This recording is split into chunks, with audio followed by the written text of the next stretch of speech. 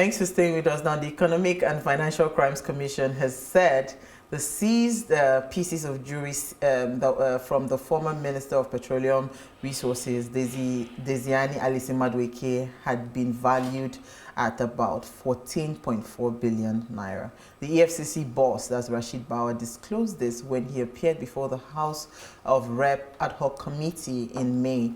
Several questions coming to my mind, like why is there a delay in converting these assets to cash, and what is the process of reintegrating the money back into the Nigerian economy, and what are the measures put in place to checkmate corrupt government officials? Because if there was any measure at all, why on earth will one person have a jewelry worth 14.4 billion naira? This is just one person. Now imagine what is happening with the people that were there.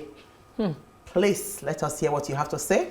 Remember, you can join the conversation. Send us an SMS or WhatsApp to 081-803-84663. So I'm going to bring in Ikemese in like a minute or two. I just wanted to hear your initial thoughts. When you saw that video, first of all, what I did, I just put my hand on my head. I said it.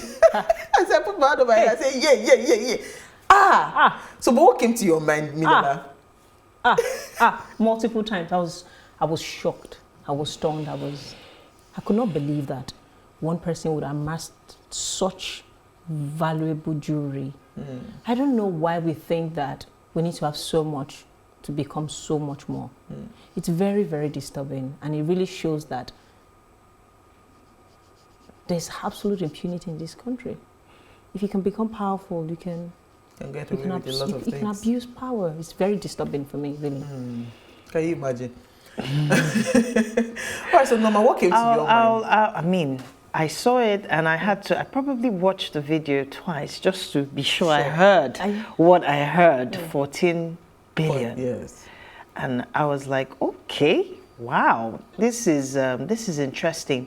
But I was sad. I was very sad because these are, for every time you have the opportunity to serve, it's an opportunity to make a difference, right? And every time I see people use the opportunities that they've been given to make a difference, for themselves. Let me put it that way. And 14 billion is not a joke. I can only imagine how much it can do if it is put to good use. So for one person to have that much jewelry, I don't usually, coincidentally, I had no idea that it was going to be that way, because what I have, I was given. I'm not a jewelry person per se, but even if you're going to buy jewelry, come on. Okay. There's an excessive levels to this thing. level So, but that people can get all to. this one people are talking, and they will be saying that it's because people have not. And this is an estimated. No, but Uwa, it's what you do. It's how you do anything. The truth about it, everything. Look at how I was just going to say that situation. who you are will always show up. Yes. In any given opportunity. Okay, so let me bring in Ikemese. He's a friend of the house who needs no introduction. He's the head of research at SBM Intelligence, and he's joining live via Zoom. Thank you so much, Ikemese. Hi, Uwa. Hi, everyone. Good evening. Always a pleasure to be with you. Thank you, Ikemese. You need no introduction. So you heard our conversation, Ikemese. Biko, how can one human being have 14.4 billion naira worth of jewelry? You were trying to give me an explanation to how that can come about. Yes, and I don't want to come across as a Diezani apologist, to be fair, but I think there's a way you can rationalize it. I mean, first, it's clear all of this jewelry were, a foreign jewelry. She obviously acquired them in foreign currency. We know where the value of the naira is vis-a-vis, the dollar and the pound. So it's very easy for you to, when you do the conversion rate, come up with a news headline that's as sensational as that. So I think that's the first. I think that's the first place to begin with. But stop looking at the details that that were contained in the EFCC's release. It's also clear that she was a collector, and we're all collectors at various levels. I think it was the number that was talking about, the real you shining through and just money being an amplifier of who you really are. Clearly, Diezani had a thing for jewelry. I have a thing for fridge magnets. That's what I collect. Diezani had what? Fridge magnet. 419 bangles, 315 rings, more than 300 earrings, more than almost 300 necklaces, almost 200 wristwatches. I mean, the list goes on and on and on. Almost 100 pendants, almost 100 bracelets, almost 100 brooches. I mean, clearly, this is the behavior and the attitude of a collector. So it's like, let's for a second forget about the fact that obviously she was a serving minister at the time when she, according to the EFCC, started collecting these things. I just think about it from sort of like an individual behavioral perspective. She clearly likes jewelry. This was a thing she was collecting, not necessarily for use, but just because it gave her that dopamine kick to have as much of these things as possible. From that standpoint, it sort of makes sense. But when you add all of the other extra layers, she was the serving minister of a sovereign country. There are allegations that she was involved in, a lot of nefarious dealings with respect to, oil contracting, and that she used her influence as a serving minister to acquire and amass this very extraordinary wealth. Right, that Nigeria is now only beginning to have a sense of, and so when you top up all of those layers, all of these things that she acquired, and take notes, this is just the jewelry part that we're talking about. There are the houses and the homes, there are the bank accounts, there are all of the other assets and all of the other companies, right, that she's said to be a beneficiary owner of. So when you combine all of that and just sort of have a sense of how she acquired those in the first place, it does paint a very disturbing, picture of her time as a federal minister. Okay, so Ikeme said, I'm happy that you went there, talking about the assets that is beyond the jury.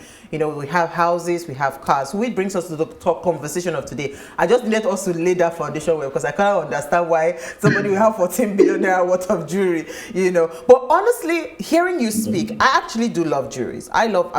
Anytime my husband wants to get me gifts, he either gets me a bracelet, drop what's it called, earrings, or I don't do chains. I hate chains. Maybe bracelets, earrings, and rings. Those are my thing. So I am thinking now, maybe if myself get there to the tune of 14 billion? No, it cannot get there. It's possible. Normal, that we have work of the Lord that we're doing with the children. I can't afford to think that there are children that cannot go to school. At least you can sell your jewelry for the cause. Yeah, so I would actually empty my account for the cause that I do with my foundation, so I'm not that kind of a person. But I was going to say now, talking about assets, forfeiture. What happens, right? Walk us through the process. How does this forfeiture happen with the EFCC, and how are they supposed to integrate the monies or whatever it is that they recover back into the system? Because right now, I think these forfeiture happened in 2019, and we're in 2021. Until now, it has not been they've not auctioned it. Nothing is happening. So how does this even play out, and how is it impacting the economy? Okay, so I'll just talk you through how it is supposed to happen. Whether that actually is the case in reality is another matter. We live in Nigeria, so I'll allow the viewer to make up their minds on the actual reality. But in terms of how it's supposed to work, obviously these things are supposed to happen pursuant to a judicial decision, right? So in the EFCC's case, and the EFCC has actually done this, right? They've gone to the courts. They've essentially made the argument that, not only were these items, including the jewelry, and the homes and the businesses and all of the other economic proceeds that accrued to, Ms. Diezani Alisimagweke, not only were those things hers, right, but she acquired those things because of her position, right, as a federal minister, and without that level of access, to the point around access that we are now discussing, without that access, she would not have come into possession of those properties, and so all of those assets should be rightfully declared as the property of the Nigerian state, since she acquired, all of these things over the course of her service to the Nigerian state. When that judicial order is given, which in Diezani's case it has been given, and you said that it was given in 2019, and then an auction process, right, is supposed to happen. So the EFCC is supposed to put a call out, ideally in the media and in the newspapers, inviting people, right, to, at a particular time, at a particular date, and at a particular place to participate in, in the auctioning, right, of those assets. Now, the law isn't exactly clear on where that should happen. So it could, in theory, happen in Nigeria. It could also happen abroad, right? As long as the auction happens and it is managed by the Nigerian government, it fulfills sort of the legal requirements of it. When the auction does happen, the proceeds from those auctions are supposed to go into what is called the Consolidated Revenue Fund, which is, think of it as, the federal government's, the Nigerian state's bank account. So the primary bank account of the Nigerian state. I said it was the federal government's bank account, but it's actually, you can have proceeds from those funds that also go to the state and go to the local government, depending on what, depending on the mechanism with which those monies were acquired. So, for example, all of the proceeds from all of the crude that we sell goes into the Consolidated Revenue Fund. All of the proceeds that comes from the taxation, from the taxes that the federal government either is empowered to administer or is allowed to collect. You think VAT, for example, VAT is supposed to be collected for the benefit of the states and the local governments, as well as the federal government, but the federal government is the one that does the collecting. So any money that Nigeria earns goes into the Consolidated Revenue Fund. That's provided for by the Constitution, and then based off of that, the government can decide to disburse those monies as it sees fit. So that's really sort of how the process is supposed to happen. All of the monies, for example, that you routinely hear have been announced as the proceeds from the loot that our former military leaders acquired. All of those are also supposed to go into that Consolidated Revenue Fund. In theory, since those things happened because of a judicial decision, the courts are supposed to sort of have a say on how they are administered. Not an administrative say, but if things want to be withdrawn from that account, you need to go back to the courts and say, this is what we want to use, these monies that your court decision has empowered us to acquire, to do, right? So, again, this is how it's supposed to happen in theory. In reality, it's a different conversation. Yeah. How is that supposed to be managed?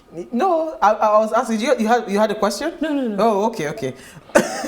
Wow, no, No, I'm just curious, Kemesit, to ask that. It seems like Diezani's case is the one that is making the waves. Have there been any cases that have made the headlines such as this, or is it because of the era which we are in now that everybody's crying wolf, so to speak, in Diezani's case? That's a very good question, right? So, the cases have been few and far between. I mean, there have been some very prominent ones. You'll probably remember about Rashid Mina, the former head of the Police Pension Fund. And sort of like walking far into the distant past. Farouk Lawan was actually convicted, really, and, he's supposed to be serving a prison sentence, as well as, forfeiting on, all of the assets they acquired, including, the bribe. That he was charged for. So there have been cases here and there that lots of us observers, especially in the civil society community, who rightly argue that there should be more, because the system that empowered the Diezani ostensibly to carry out all of the activities that they did, right, also empowered all of our other ministerial colleagues and all of our other political colleagues as well. And there's been, the accusation that this current administration is basically cherry picking, who to scapegoat, really. And there are lots of people who who were part of, the political system during Diezani's time, who are still part of the political system now, and who have had, noises made around, sort of their financial dealings, but nothing is, happening in that regard. So the premise of your question is largely on the money. It seems as though, right, this is sort of, a calculated strategy to pick on sort of the stars, right, of, the era that preceded the one that we're in now, and nothing fundamental in the way of, reform to ensure that, every couple of years we aren't looking for, Nigerian assets in the hands of, political minders. Ensuring that doesn't happen. Nothing is really happening, right in that light. That's one more Break. question. Yeah, we'll take a break now. Let's go and let's digest one. Stay with us. We'll be right back.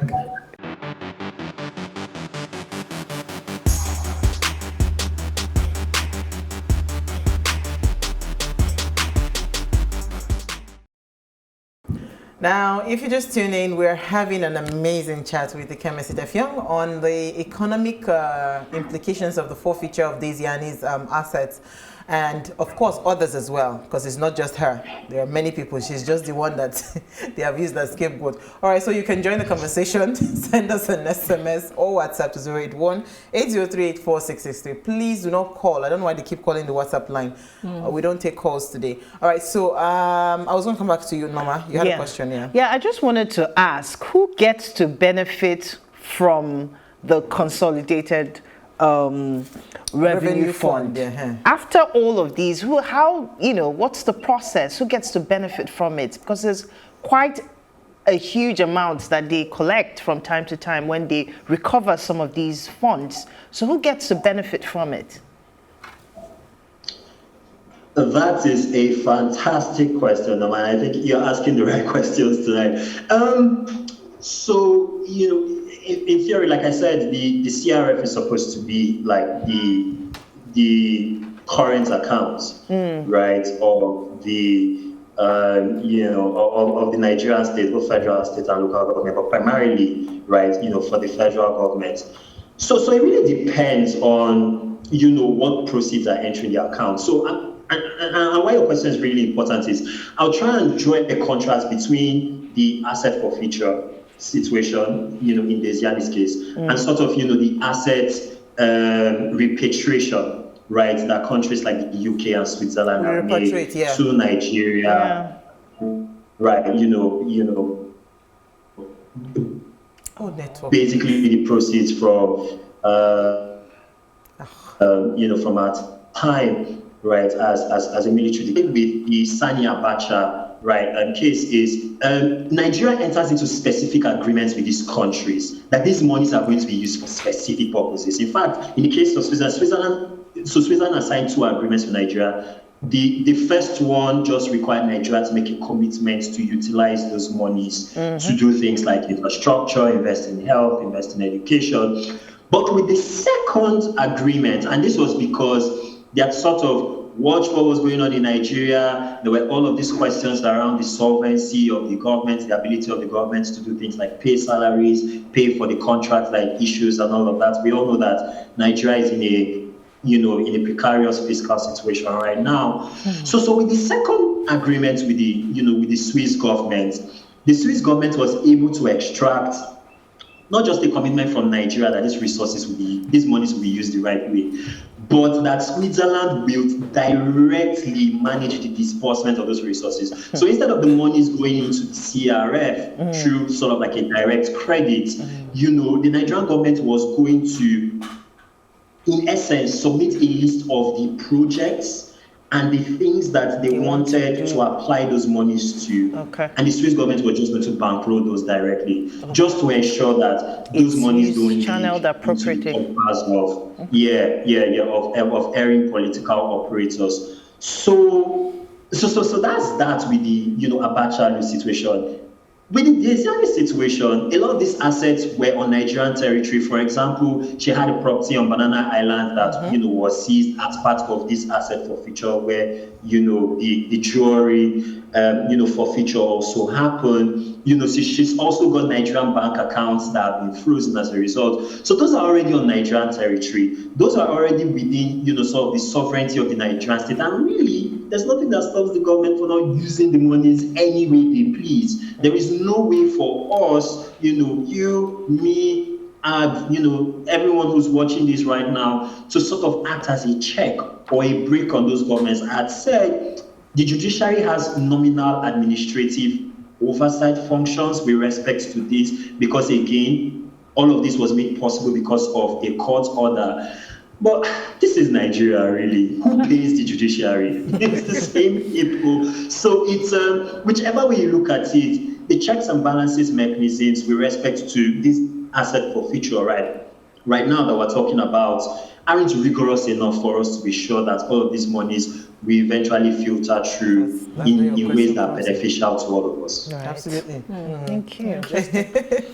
That's where you're coming in. Okay, so we have some comments, right? Yes, we do. Yes. Yeah, Do but you want to read or you take Okay. your question. I should take my question. I should just take your question first, then you read the comments. Now, what beats me is, aside of the asset being forfeited and being sold to be put back into the government funds and all of that, is there any way you get trial for such a case? 1, 2. There's a claim that she's in the UK and probably she's a citizen of Republican. Do you escape such charges just because you change citizenship and you're now a member of another country? Does that eliminate your crime and makes you free of the charges and the allegation? At least you go to trial. That part of it I'm not very clear. Why she can't be extradited into the country? Back into the country to be tried. Yes. Okay, message. Did you get Tammy's question? Okay, so I got the second question. The first one wasn't so clear. I don't know if you could take that, the first question again. Yes, I can. What I was asking is, my first question was, she's now a citizen of another country. Do you get to get away from any crime just because you change citizenship of another country? Or is there a way they can get to be accounted for whatever crime you commit in a country, whether you're a citizen of another country or not? There's something I understand that they call it extradition. Yeah. So does that not take effect in this case, or is it just enough that she gets to forfeit all those assets? Is that enough for the crime? For the crime, Okay, right. So I'll answer that question based on a number of assumptions, right? It's there are details about Diezani's whereabouts or living conditions that are quite clear. But from what we know right now, let's assume that she is in the United Kingdom, right, as reports suggest. The UK and Nigeria have an extradition treaty, actually. So in theory, what that means is that the Nigerian government can make a request formally to the United Kingdom, asking that the United Kingdom extradite, Diezani back to Nigeria to face, trial. This has been known to happen in the past. Secondly, depending on the terms of the extradition treaty, I'm not very familiar, with the terms. There are some treaties that provide for countries to outsource their, judicial powers in such a way where, for example, if you have to, let's assume, again, let's use the UK-Nigeria situation. Nigeria could make a request to the UK to ask them to enable their judicial system to, charge and, hear matters concerning, this case and this person in question. Now, where we enter the realm of assumption is, a couple of things. One, we don't know if Diezani has relinquished her Nigerian citizenship. That's possible. If she has, the process of getting her back to Nigeria to face trial becomes a lot more difficult, at least legally. There have been reports that she's, acquired the citizenship of, a Caribbean country. For example, if that country doesn't have an extradition treaty with Nigeria, it's not legally compelled to send her back to Nigeria. If she ends up traveling to any country around the world, even if she's not a citizen of that country, that doesn't have an extradition treaty with Nigeria, that country is not necessarily compelled to do so. Very interesting. How Nigeria can kind of go about that now is, Nigeria is a member of Interpol. the International Police Organization, right? The vast majority of countries are members of Interpol. Nigeria can issue what is called, an Interpol Red Notice, which is basically the equivalent of, an arrest warrant, right? But of an international kind. So when you issue a Red Notice, every other Interpol member country is duty bound as a matter of treaty, right, to arrest Diezani if she steps on their shores and send her back to the issuing country. In this case, us, Nigeria. So there are a couple of levers that could sort of be pulled, right? In this regard, if Nigeria makes a strong enough, a legal case, right, against her, the UK can decide to take things up, right, and use their judicial system to sort of, answer those questions, and if possible, incarcerate her there. Again, all of this is assumptions. Diezani is entitled to the presumption of innocence, which all Nigerians are. And so, nothing is guaranteed. I should say, though, that we have done this in the past. James Ibori, and the UK sort of took care of that legally, and he served time in the UK and forfeited assets, not only in the UK, but also in Nigeria as a result. So I was going to ask the chemist, because, when you were talking about, when you were answering one of the Norma's question, when you talked about how some of these things happen, like the way the Swiss government said, you know what, give us the projects you want to do, we'll bankroll those projects. I mean, for me, that is telling me, okay, there's some level of transparency for us to be able to be clear that, yes, the money that is being repatriated would be used to duly, for whatever it is that they say, okay, they would market for. So in the case of properties that the EFCC sees, because I don't even want to restrict it only to Diezani. Yeah. We have corrupt officials within the EFCC. If I enter a room and I see bundles of $100 bills. How much is really? What is the guarantee that I will not keep like 50 bundles first before I declare that I only saw 10 bundles? And because the people the lootee cannot come and tell you, no, I didn't steal 1 billion. All I stole was 100 million. Do you understand? No confirmation. So there is no transparency in some of these things. So how do we ensure that even with the process of the auctioning, and all of that? Because, I mean, somebody was talking about LASMA seizing cars and saying that sometimes they just be praying that the LASMA boss the LASMA official does not have a girlfriend that is trying to please at that time, because they will just, they might as well just take your car, if it's a correct car, and go and give it to their girlfriend, and they've auctioned it, and nobody cares anymore, because it's not something that is properly documented. And it's not publicly. You understand? So, we are not good with documentation and keeping a very clean process. So walk us through that, all of those things, that process of acquiring some of these assets, then even the auctioning and all of that. How transparent can that be? What is the role of transparency? What role does it play in it?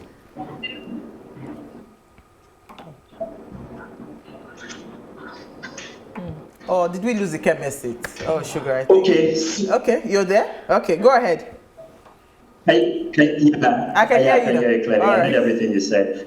Right, so I wish I had a great answer for you, to be honest, ladies. I really, really wish. But this is sort of where the Nigerian factor really comes in. But there are a couple of things that we can start doing, right? One is we can start doing a better job of charging and punishing mid-level officers in agencies like the EFCC, right, for diverting, these resources that should be properly declared. And we've done that in the past. I know there was a very popular case, I think it was towards the tail end of last year, right, of an EFCC official in Port Harcourt who was charged to court and was actually convicted, right, of, diverting confiscated monies, right, from from someone who was suspected of having committed financial fraud. So we've done that. Just yesterday in I think it was in Ilorin. I'm trying to remember the city right now.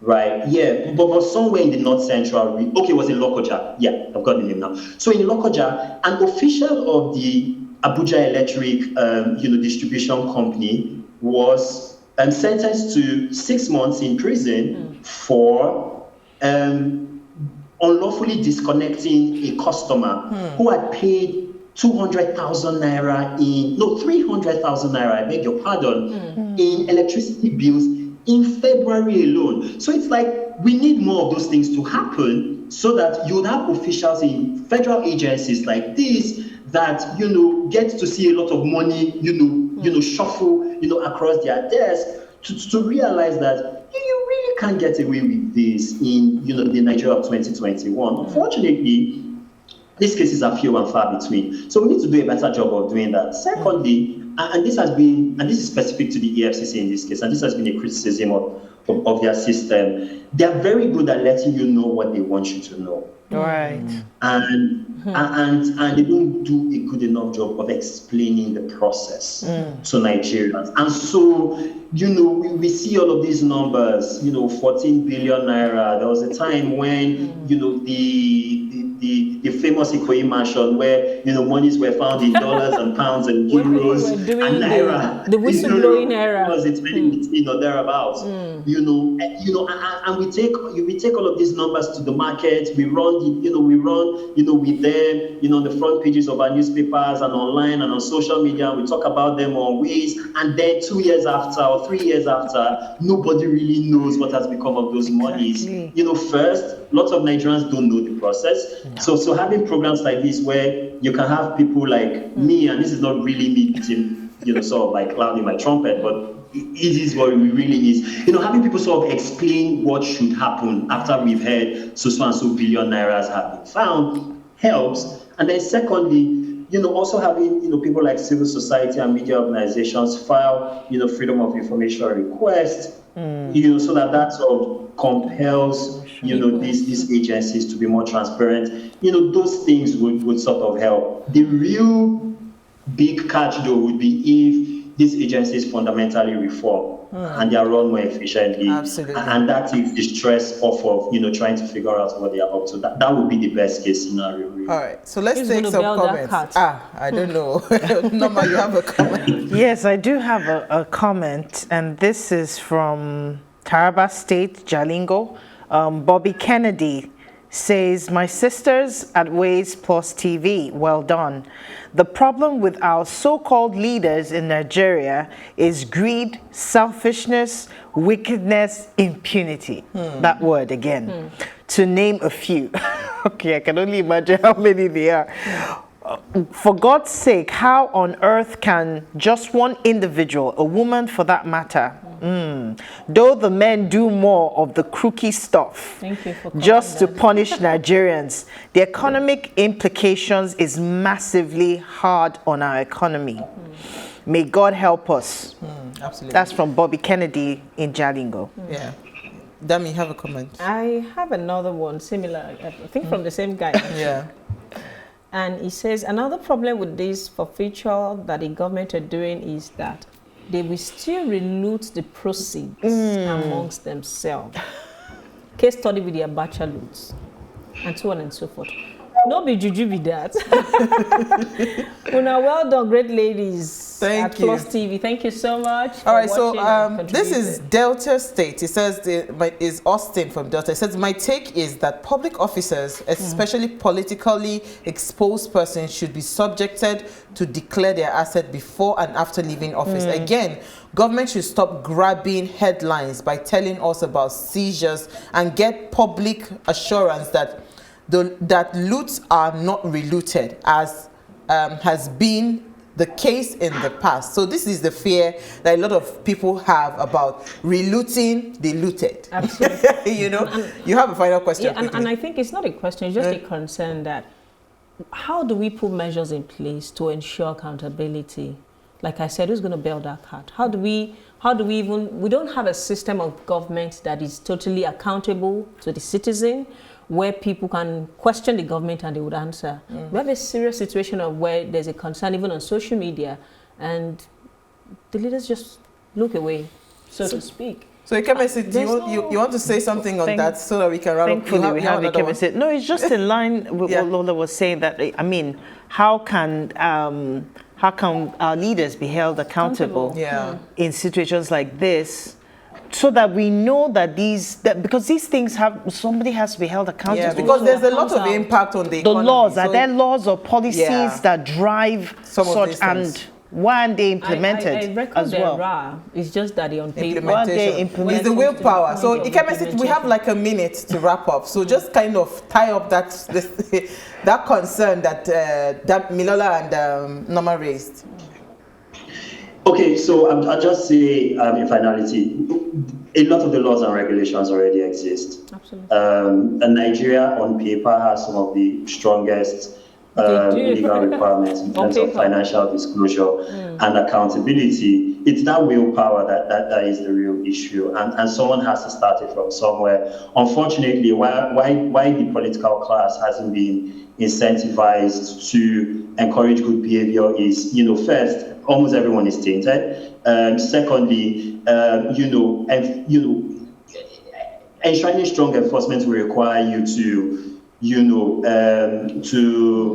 it would also require you to, catch some of your friends, in on the net. So when you've got people that are funding your political campaigns every 4 years, advising you on how to set regulation and policy, are on speed dial whenever you have a political need or requirement, how are you really going to enforce the laws against them? It's not possible, right? So, I don't have a good answer for where we evolve that political willpower from, but I do know that, a certain generation of, Nigerian political leaders have to come to that consensus and say, okay, we are going to be the first one in Nigeria's, post-independence history who will do a good job of enforcing the rules. Will it affect us disproportionately? Yes. Absolutely. Will it lead to us creating a better country? Yes. In the long run, yes, as well. Thank you so much. I think that's a fantastic way to wrap the conversation.